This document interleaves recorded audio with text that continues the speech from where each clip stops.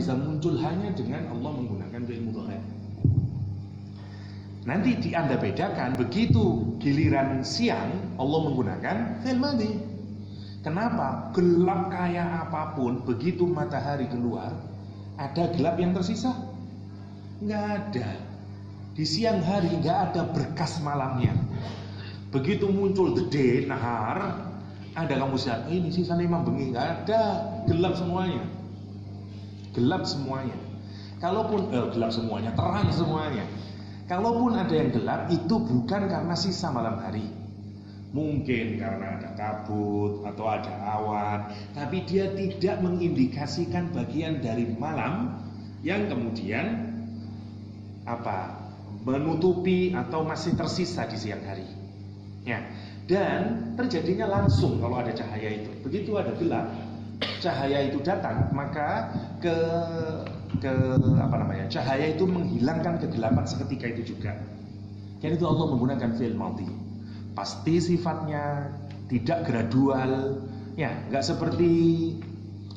seperti malam hari. Makanya changingnya maghrib ke isya terus sampai ke sulusul lail, baru nanti ke fajar, terus kayak begitu. Tapi tidak siang. Siang itu sudah begitu matahari keluar semua udah tersinari. Ya, Allah ingin menggambarkan itu, ya. Wal laili idza yaghsha wan nahari idza tajalla. Wa ma khalaqa dzakara wal untha. Dan kata Allah SWT, ma-nya bisa dua. Satu namanya ma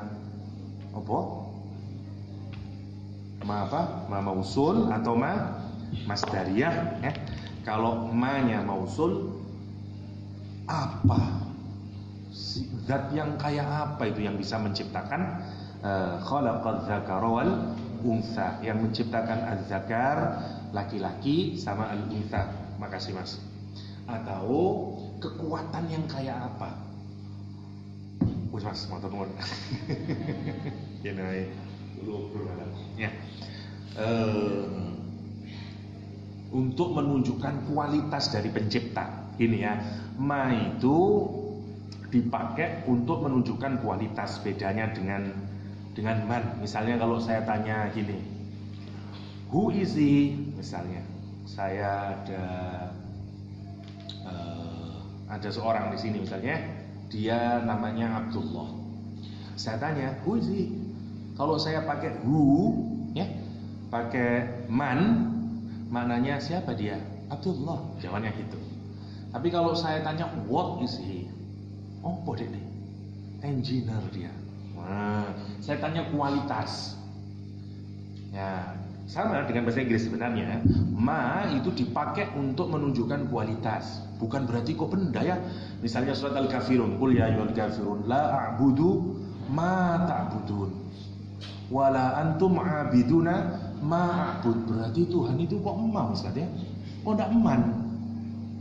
Wala antum 'abiduna, dan kamu orang kafir, kamu tidak akan pernah menyembah ma'bud, apa yang aku sembah. Berarti Tuhan itu ma ya, kok bukan man kan ngono awakmu. Ya, yang lulus PKWBA mesti ngono. Mestinya ini man ini Ustaz, salah ini. Kayaknya cetakannya keliru ini Ustaz. Enggak, karena itu memang ma, karena yang ditanyakan beda. Karena Allah, kamu pikir kualitas Tuhanku sama Tuhanmu ada kemiripan? Ada kesamaan? How stupid kamu.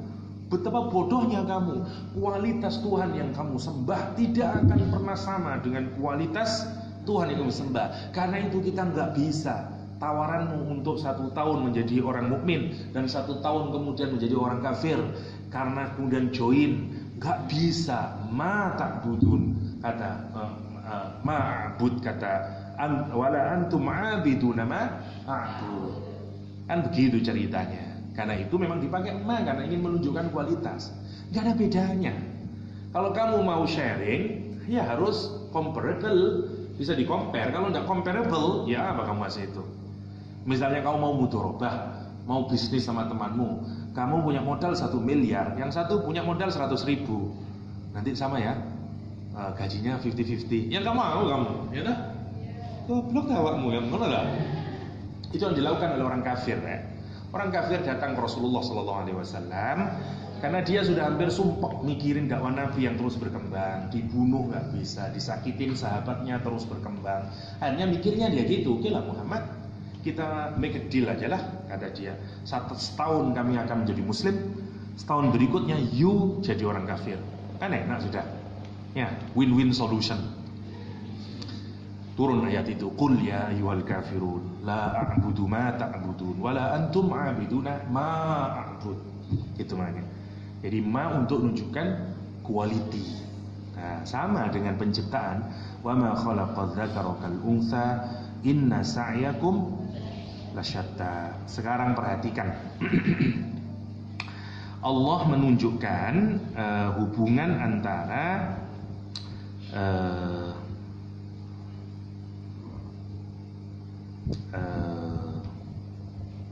udah ada di sini ya, bukan yang ini berarti.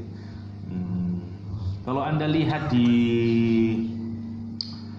surat Asy-Syams, hubungannya Allah mengcompare antara setelah al-lail sama an-nahar, Allah juga mengcompare antara as-sama sama al-ard ya. Was-sama'i wa ma banaha wal ardi wa ma tahaha. Di ayat ini enggak. Allah tidak mengungkapkan misalnya ya, kalau ini dibalik ya, wan nahari idza jallaha baru wal laili idza yaghshaha. Setelah itu was sama'i wa ma banaha wal ardi wa ma tahaha. Kalau di surat al-lail dulu, wal laili idza yaghsha, baru wan nahari idza tajalla, tapi terusannya wa ma khalaqadz dzakara wal untha. Kalau di sini was-sama'i wa ma banaha wal ardi wa ma tahaha, baru wa nafsi wa ma sawwaha fa alhama, terus muqsam alaihnya qad aflaha man zakkaha. Para ulama tafsir menghubungkan antara itu. Salah satunya adalah cara membaca wa ma khalaqadz dzakara wal untha. Setelah Allah bicara tentang malam, siang, terus Allah bicara tentang penciptaan laki-laki dan manusia. Kalau di surat As-Syams siang sama malam, terus Allah bicara tentang langit sama bumi. Allah kalau di surat As-Syams ingin menggambarkan langit dan bumi itu disimbolisasi seperti kehidupan. Karena itu nanti dimejengkan langit sama bumi dengan laki-laki dan perempuan. Langit itu simbolisasi laki-laki, bumi itu simbolisasi perempuan. Kapan bumi itu mengandung? Ketika turun hujan, air itu mempenetrasi bumi dan kemudian lahirlah zigot ya, langsung hamil buminya, mengeluarkan kecabah dan terus, itu maksudnya. Jadi persis seperti laki-laki dan perempuan. Itu yang disebut wa ma khalaqadz dzakara wal untha. Jadi apa yang ada di surat Asy-Syams Allah kuatkan lagi, diulangi lagi untuk menguatkan pikiran kita dengan kalimat wa ma khalaqadz dzakara wal untha. Tapi di ayat ini dia lebih eksplisit menjelaskan dibanding di surat Asy-Syams yang Allah masih menggunakan was-sama'i wa ma banaha wal ardi wa ma tahaha.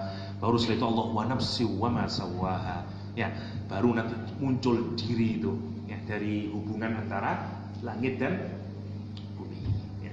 Itu yang menarik. Ada hal yang menarik lagi sebelum ma khalaqadz dzakara wal untha. Tadi saya menyatakan wal laili idza yaghsha menggunakan fi'il mudhari' karena kegelapan itu berlangsung pelan-pelan. Okay. Sementara cahaya itu seketika.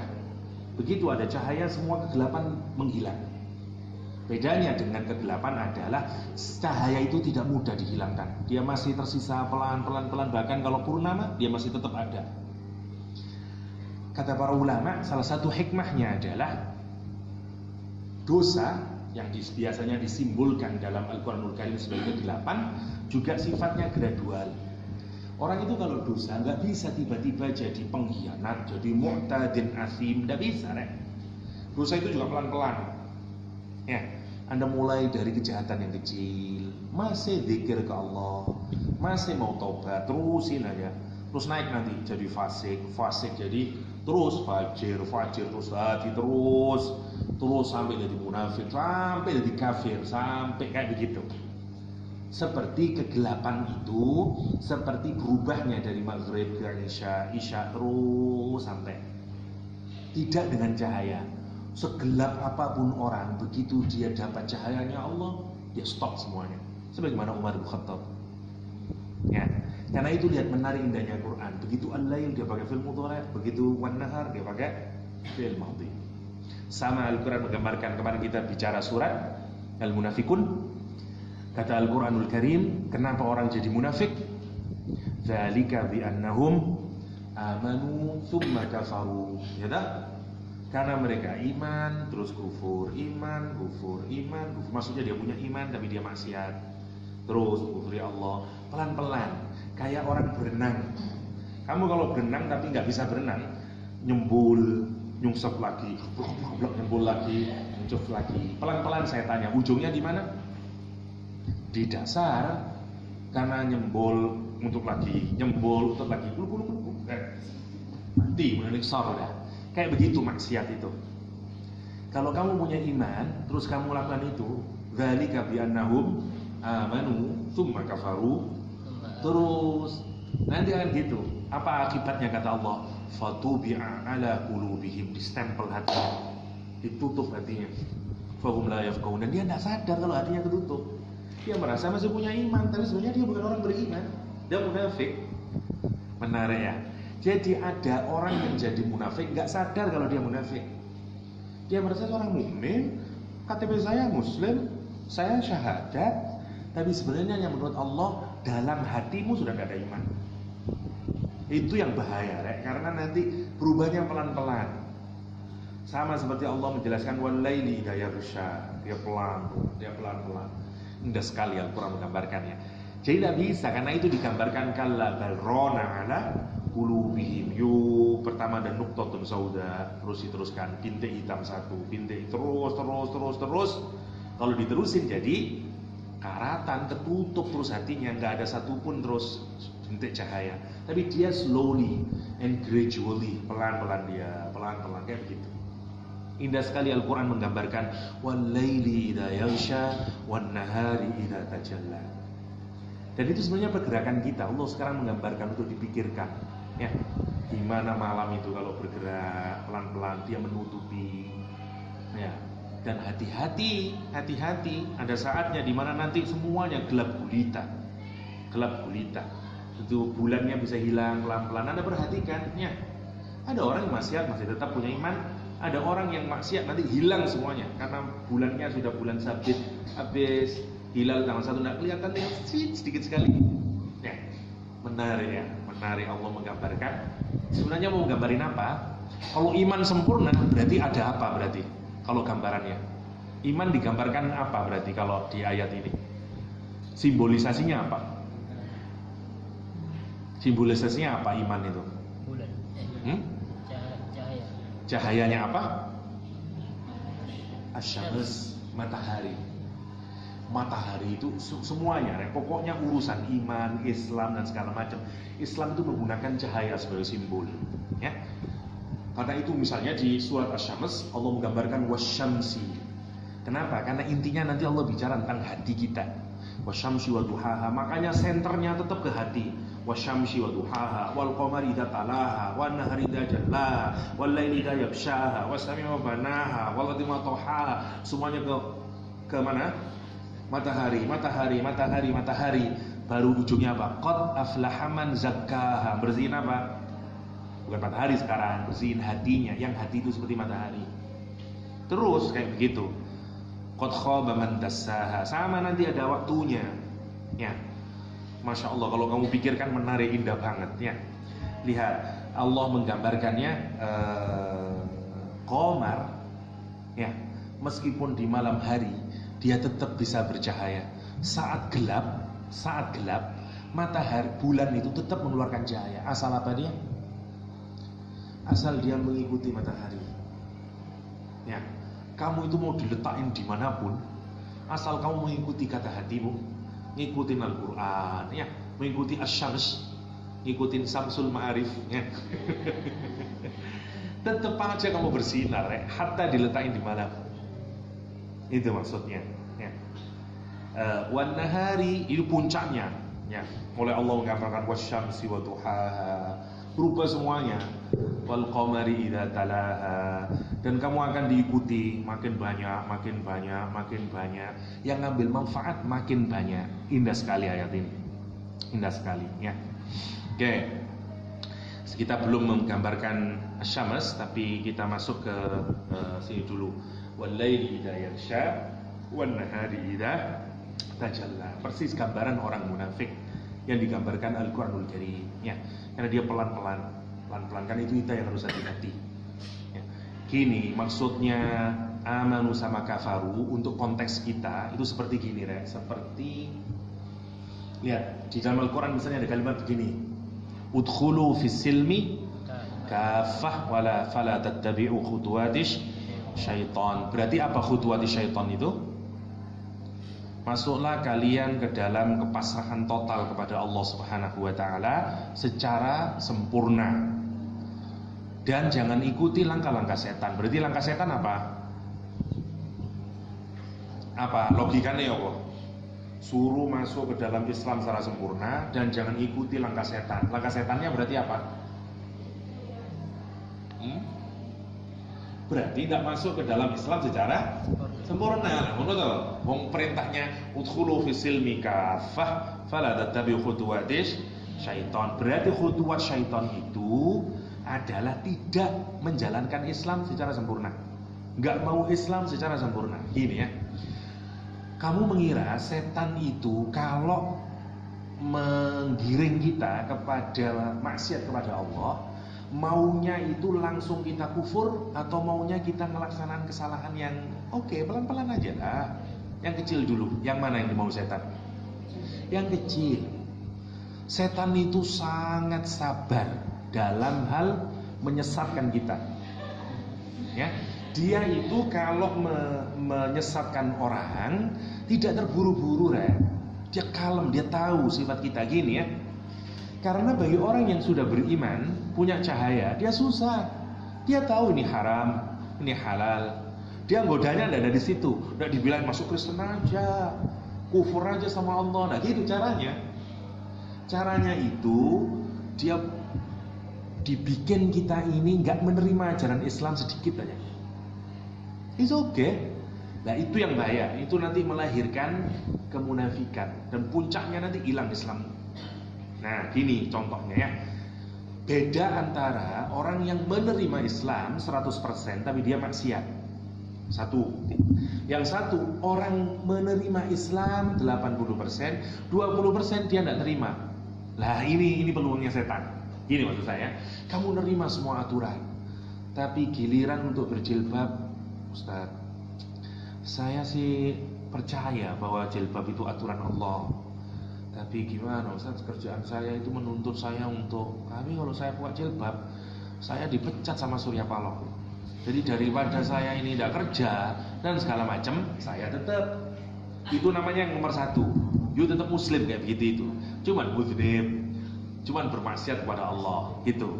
Ini juga bahaya, tapi ini masih lumayan dibanding orang yang Islam itu kan sebenarnya persoalan hati, Ustaz. Jadi sebenarnya sih saya kira Tuhan juga tidak akan marah kalau orang itu tidak pakai jilbab.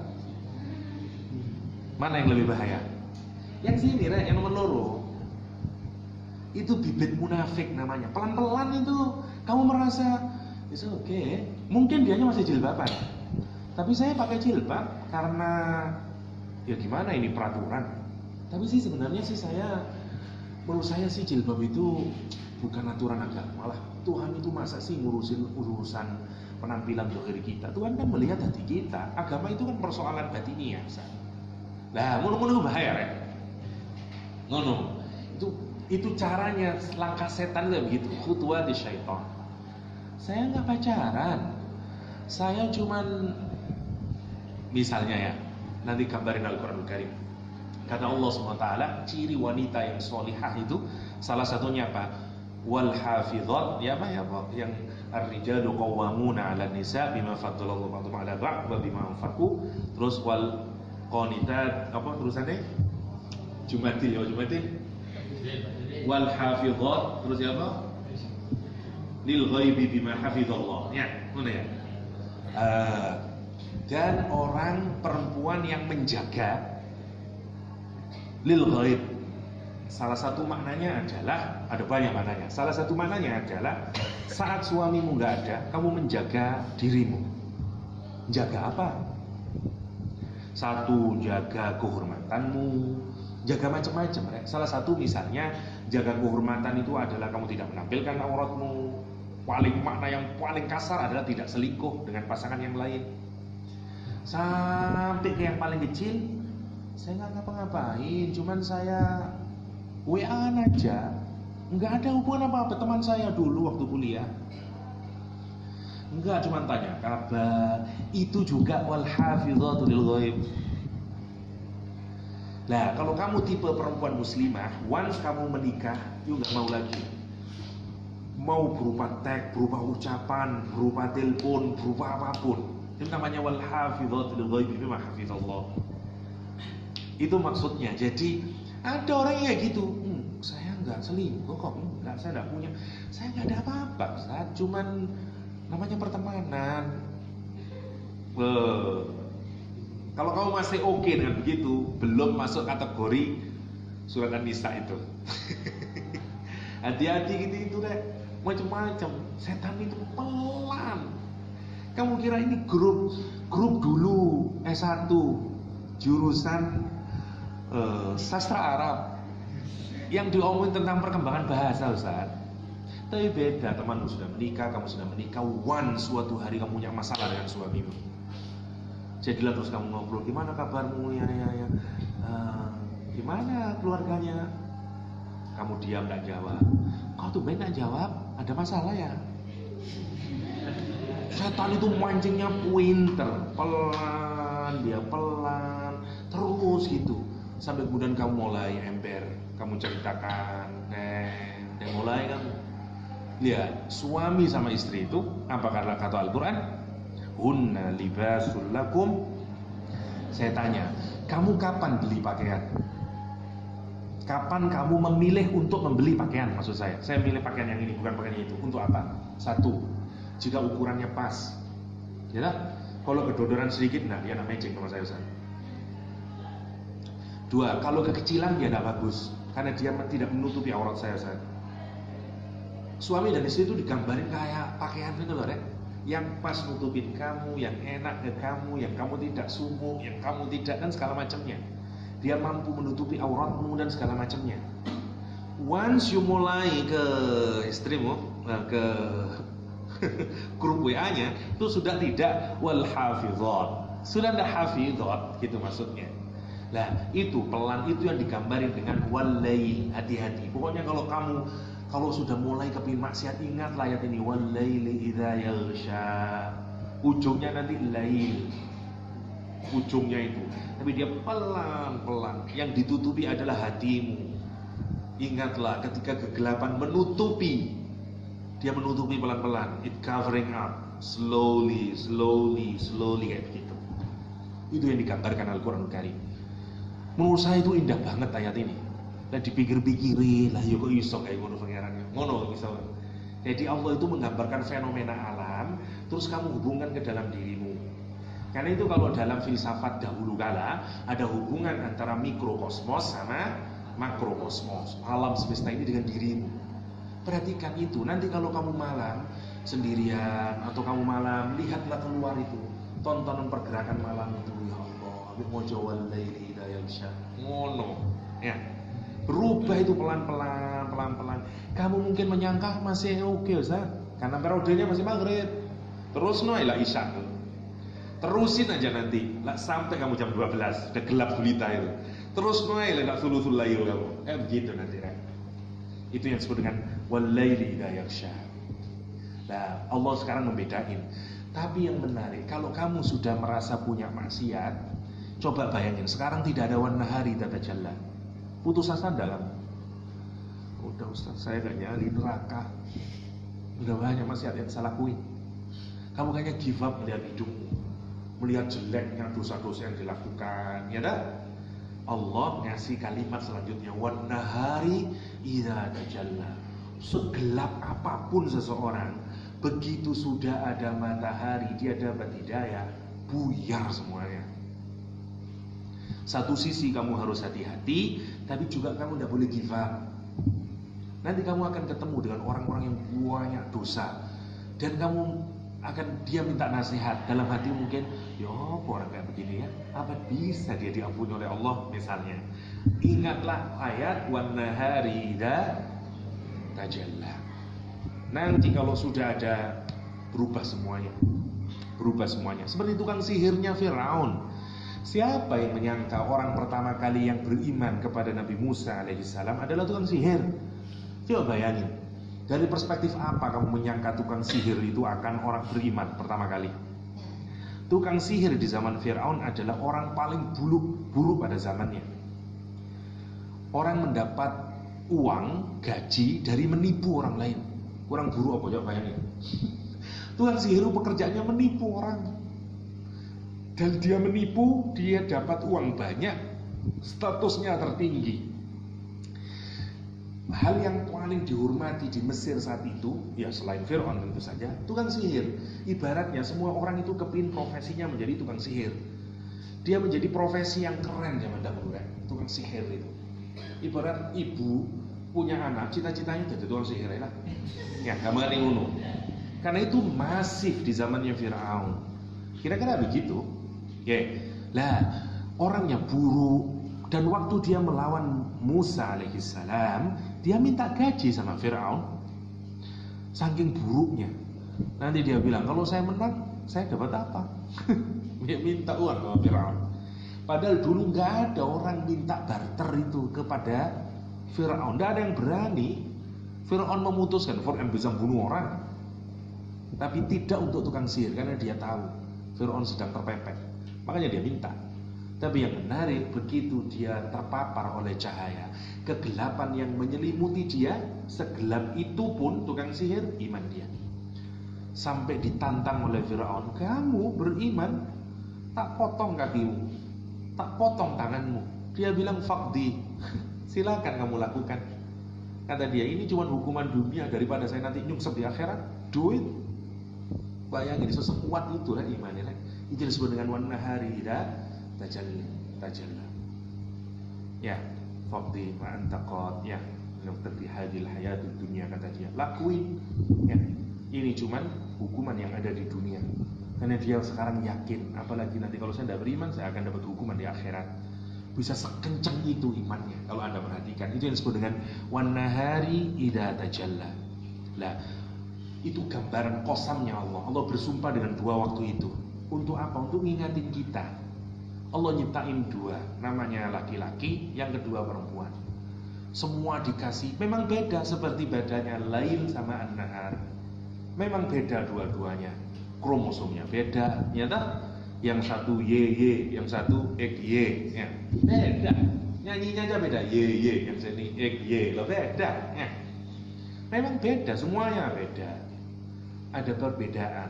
Ya, yang menarik, kata Allah, nanti dia juga akan, sekarang Allah jelasin perbedaannya. Tapi nanti caranya, kalau di surat Asy-Syams Allah menunjukkan integrasi, ya, antara laki dan perempuan yang melanggengkan kehidupan ini.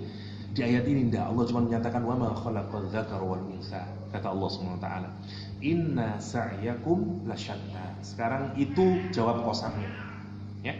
Jawab qasamnya inna sa'yakum lasyatta, atau mustamalihnya kata Allah, sesungguhnya sa'yakum dari kata sa'i. Apa sa'i itu? Berjalan dengan cepat. Gini, kalau kamu sakit perut, mau ke WC, kamu jalan pelan enggak? Kalau enggak, you rushing. Sama seperti orang sa'i itu loh, rushing. Ya. Atau kalau kamu pingin apalah, wah di sana ada diskon, lagi murah, rushing kamu. Namanya inna sa'yakum. Orang itu kalau melakukan sesuatu yang dia ada tujuan yang mau dia capai dan dia sungguh-sungguh serius ke sana, namanya sa'yakum. Ya. Nah, sa'yakum sama seperti ularnya Nabi Musa alaihissalam Allah juga menggunakan kata sa'i.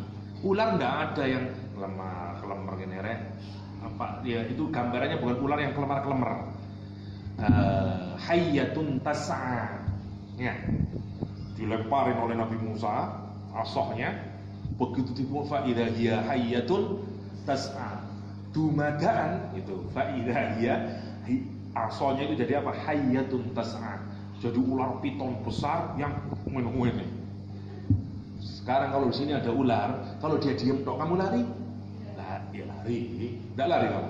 Hebat kamu berarti. Ada ular besar sini. Tapi gini tok. Kamu lari, ya lari tapi bedanya sekarang kalau ularnya gini-gini, semburat ini. Itu yang terjadi di masanya Firaun. Allah menggambarkan hayyatun tas'a. Dia bukan nyantai, ngene melahap semuanya. Orang semburat takut semuanya. Itu disebut dengan ya hayyatun tas'a, dari kata yang sama. Kita ini juga punya orang itu dalam melakukan sesuatu selalu punya motif, punya tujuan dan segala macamnya. Dan kita ini kalau mau disederhanakan, hidup itu sebenarnya mengejar itu. Kamu kalau pikir sampai mulai SD sampai kuliah begini untuk apa sebenarnya? Untuk motif tertentu yang kamu kejar, namanya sa'i itu. Nah, macam-macam. Ada orang yang kuliah kepingin ini. Mungkin bisa sama pekerjaannya, tapi bisa beda-beda motifnya. Allah menggambarkan inna sa'yakum lasyatta. Sesungguhnya usahamu itu lasyatta. Sungguh kata Allah, syatta, berbeda-beda. Beda-beda tiap orang. Motivasinya, apa yang dikerjakannya, mau kemana dia melakukannya, semua orang beda-beda. Karena setiap aktivitas itu ditentukan oleh dua hal. Satu amalan yang zahir, yang kedua amalan yang batin. Ya, dalam diri kita. Semua amalan yang batin itu subjektif sifatnya. Karena itu Allah menggunakan syatta. Lawannya syatta apa?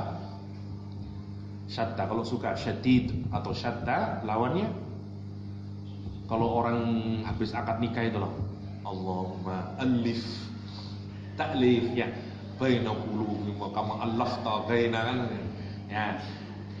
Kalau taklif dipeluk ini disatukan ya, namanya lawannya syatta, dispose, dicerai-beraikan ya. Tahsabuhum jami'an wa qulubuhum syatta, kata Al-Qur'anul Karim ya. Namanya syatta, dicerai-beraikan. Semua perbuatan kita beda-beda. Beda-beda, motifnya beda ya. Meskipun bahkan kalau ada pekerjaan yang sama, tetap beda saja. Allah ingin menunjukkan itu bahwa kita ini beda-beda. Makanya karena beda-beda, itulah pentingnya kita mikir. Kalau kita melakukan amal, mau kemana kita? Mau ngapain amal saya ini? Mau ditujukan kemana amal saya? Itu maunya Allah SWT. Caranya cuma ada dua. Kalau kita tidak mau jadi lail atau mau jadi nahar, itu mau mataharinya kita tutupin pelan-pelan atau mataharinya kita manifestasikan pelan-pelan ya. Wijallah, kita biarin mataharinya bertajalli. Karena Anda membuka hati Anda untuk menerima wahyu Allah SWT, makin terang seperti rumus yang dulu kita bahas itu, nurun ala nur ya. Cahaya yang ada di hati ketemu dengan cahaya Al-Quran, makin berbinar-binar dia ya. Light upon light ya, nurun ala nur, tambah membuncah cahayanya. Itu beda ya. Sekarang pilihannya tinggal dua. Jadi iya rek ya, sepurane gak iso yo berarti yo sampe ngono, inna sa'yakum lasyatta. Lanjutannya nanti ya, fa amma man a'ta wattaqa saddaqa bil husna fasanuyasiruhu lil yusra wa amma man bakhila wastaghna wa kadzdzaba bil husna fasanuyasiruhu lil usra. Menarik sebenarnya surat Al-Lail, tapi kita lanjutkan di pertemuan mendatang. Tapi simpelnya adalah dengan dihubungkan dengan surat Al-Munafikun yang kemarin kita bahas, bahwa dosa itu efeknya gradual ya. Berbeda dengan hidayah, biasanya efeknya jauh lebih pasti ya dibanding dengan dosa. Karena itu hati-hatilah. Sama seperti kata Ibnu Qayyim, tidak ada dosa kecil jika dilakukan terus-menerus, dan tidak ada dosa yang besar jika ditaubati ya. Itu prinsipnya, ya. Makanya jangan pernah menyederhanakan dosa. Menyederhanakan dosa. Seperti orang munafik tadi itu.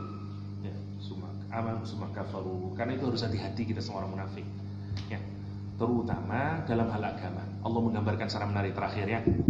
Wa idza ra'aitahum, kata Allah, kalau kamu melihat dia, tahsabu tu'jibuhum ajsam, kamu terpukau dengan zahirnya. Keren dia. Apalagi Abdullah bin Ubay bin Salul, ganteng, pinter, ngomongannya enak. Kalau orang Islam mungkin jubahnya keren, kelihatan jenggotnya, was keren. Wa iyaqulu, kalau dia ngomong, tasma' liqaulihim, kamu dengerin omongannya. Keren dia waktu ngomong. Hati-hati kata Al-Qur'an, ya. Ada orang yang membawa kekufuran itu, yang kalau kamu ikutin, kamu bisa mendengarkan, iya benar juga sih. Bisa begitu kamu. Ya, dan itu harus kita hati-hati. Ada yang kayak gitu. Tuhan itu misalnya, sebenarnya sih orang dihancurkannya kaum Nabi Lut itu sebenarnya bukan persoalan LGBT. Kalau Allah itu menghukum orang karena berhubungan laki sama laki dan perempuan sama perempuan, mestinya kan dari awal Allah sudah menghancurkan. Kalau kita lihat dari asbab nuzulnya, ngomongnya enak, pakai dalil, dan kamu belum ini dengerin. Oke. Nah, itu kan persoalannya kan ada tamu datang ke rumahnya. Nah, terus orang-orang ini mau memperkosa. Dia meminta paksa. Jadi persoalannya bukan LGBT itu sendiri, tapi tindakan mereka untuk memaksa orang memenuhi keinginannya, pemerkosaan, kriminal yang dilakukan secara massal, itu yang mengundang kemurkaan Tuhan. Kita harus hati-hati. Kamu dengerin ini, wah dia kutip tafsir ini, semoga ini yang bertua iya qulu tasma' li qaulihim ka'annakum khusyubun musannadah, ada Al-Qur'an Karimnya. Tapi kata Al-Qur'an apa? Humul adu, dia itu musuhmu, fahdharhum, jauhin dia. Wong koe wong ngono iki. Itu kata Al-Qur'an, qatalahumullah. Dan bisa diterjemahkan sebenarnya qatalahum itu ungkapan kayak gini, modar ya kan itu, mate ya kan itu, ngono. Itu ungkapan untuk menunjukkan apa? Hancur aja lah kamu itu. Fall to you, kalau dalam bahasa Inggris kayak begitu, ya. Dia ngomongnya begitu, qatalahumullah, anna yufakun. Kata Al-Quran benar, ya. Anna yufakun. Anna kemarin saya apa bedanya kaifa sama anna? Kalau ya bahasa maksudnya karena dulu ya apa itu? Bagaimana bisa semacam itu? Itu anna yufakun dari kata ifkun. Apa ifkun? Hadisul ifki. Yuten, diputar balik. Ya. Kalau syak, tidak ada babynya, ya. Syak toh, syak. Kalau syak itu benernya sama salahnya lebih banyak mana? Syak. Banyak salahnya. Oke. Kalau dhon lebih banyak benernya atau lebih banyak salahnya? Dhon lebih banyak benernya, dhon. Oke. Kalau riba, bener atau salah? Bener semuanya, orang riba itu nggak ada salahnya. Cuman kamu ngomongin waktu orangnya nggak ada, dan kalau dia ada, dia nggak seneng dengan omonganmu.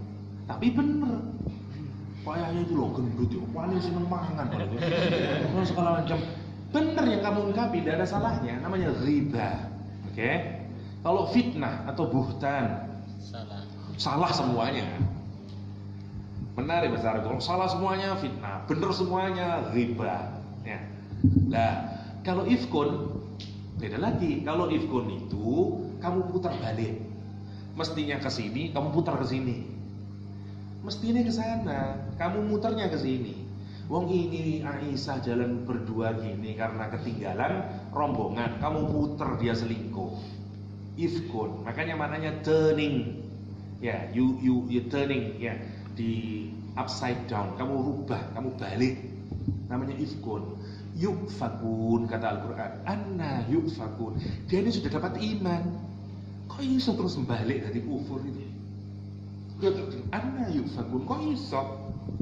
Wong dia sudah dzalika bi annahum amanu tsumma kafaru.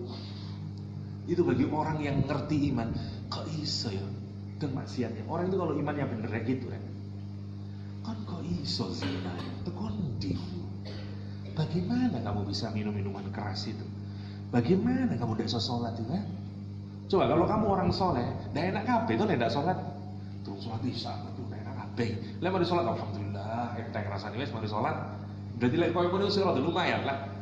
Api kalau gitu itu. Kamu heran kalau ada orang yang tidak sholat itu malah. Kok iso wong tidak sholat? Ngono. Itu jadi anna yufakun. Harus kita punya koyo ngono iku rek. Terhadap orang yang bermaksiat itu anna yufakun. Kalau kita merasa oke aja, bahaya kita yang munafik ya. Ngono maksudnya. Sorry saya tidak bisa panjangnya, tapi kira-kira ngono lah. Sedikitnya dari surat Al-Lail. Saya lupa ternyata ada anak PMII itu loh bikin acara sekolah gender pola ngono lah, sekolah Islam gender atau apa lah. Saya suruh ngisi, lupa lah jam 9 isinya. Dan saya belum tahu ngomong apa. Jadi disuruh. Itu saja, semoga ada manfaatnya. Kita lanjutkan mungkin di pertemuan mendatang biar agak bisa lebih banyak. Adanallahu iyyakum ajma'in wa sallallahu ala nabiyyina Muhammadin wa alihi wasallam. Alhamdulillahirabbil alamin. Assalamualaikum warahmatullahi wabarakatuh. Waalaikumsalam.